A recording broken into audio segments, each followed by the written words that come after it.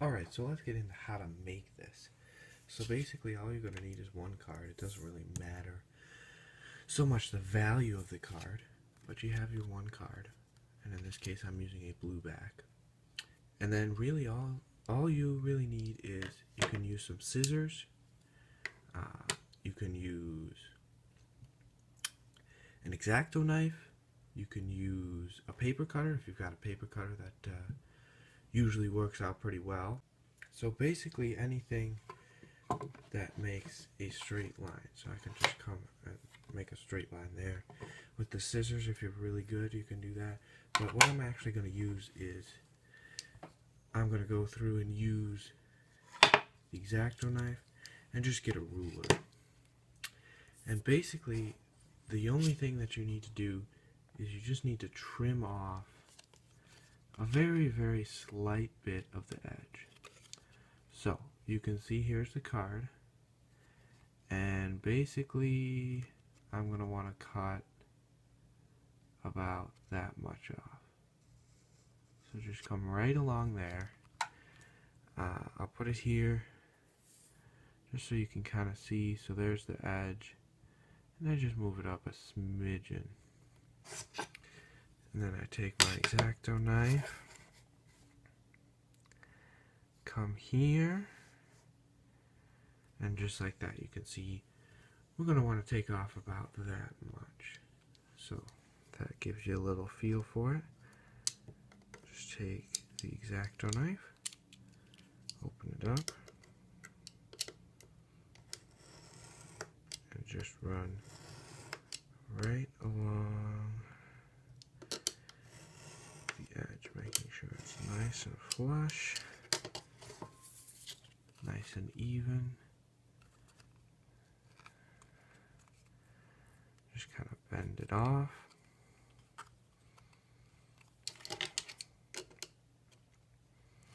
Make sure that we're all good.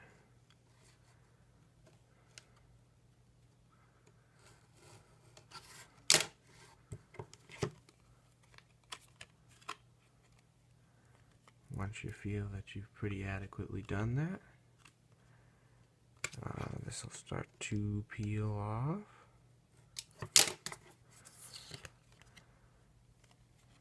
Okay, and at this point, you know, if you want to take the scissors and just kind of go right along down the line.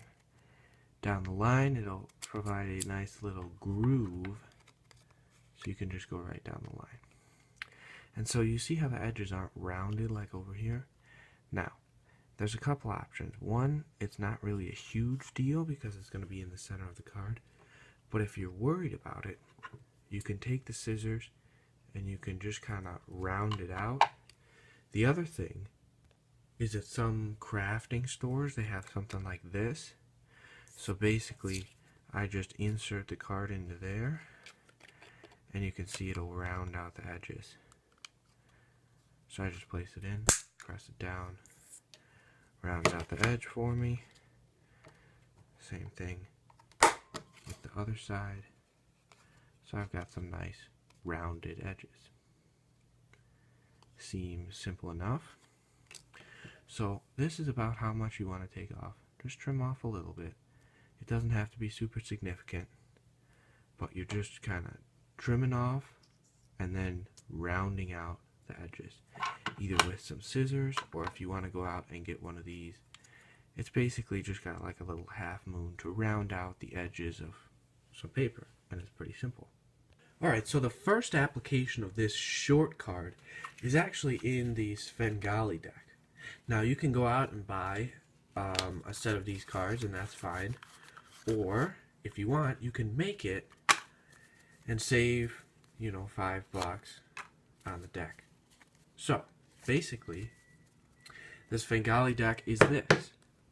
I can take it and I can riffle through it, and it's all the 9 of hearts. But when I just shake it like that, you can see how all the cards are now different. So that's basically what it is, and all it is it's a series of long and short cards. So the long cards are the indifferent cards, and the short ones are the 9 of hearts. So when I do this, all the cards are together. When I riffle down, all the short ones are there. All the short ones. Now this is the other side.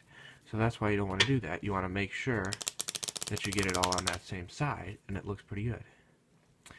And then if I come the other way, which is coming and riffling up, you see they're all different. Now, one of the reasons you might want to make one like this is that you can make it however you want. So if you want to show how a deck changes from red backs to blue backs, you can do that by making your own Svengali deck that you might not necessarily be able to find in a store very easily.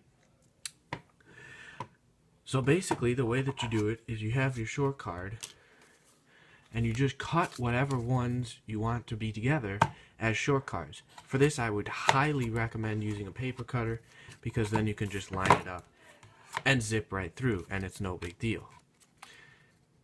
So one of the reasons I would suggest making your own is that you can kind of be creative with it.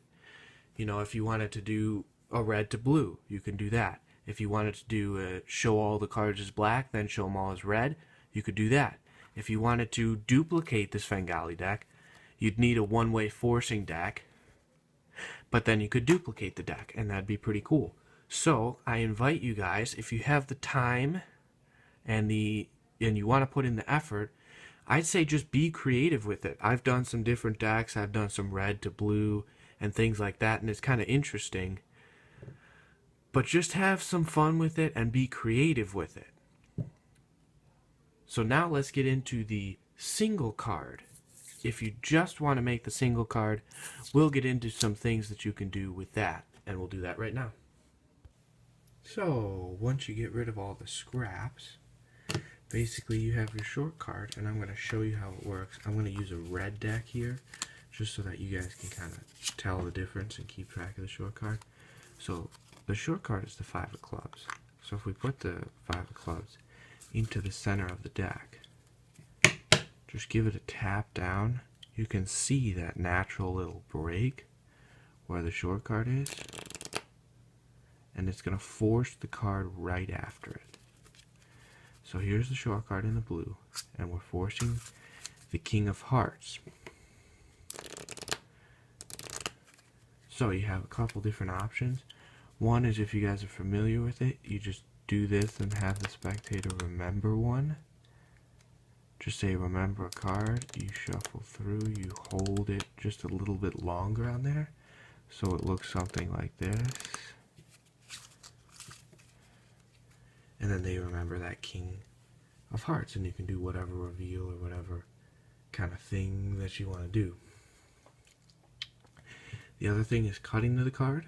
So if you force the 5 of clubs, then you can just reach in and cut right to their card. So for this, you want the thumb to be where the gap is. So the gap is here. I place it down, thumb goes into the gap, and I just do that and then show them that that's their card. So those are just a couple little applications. There's loads of things that you can do with this.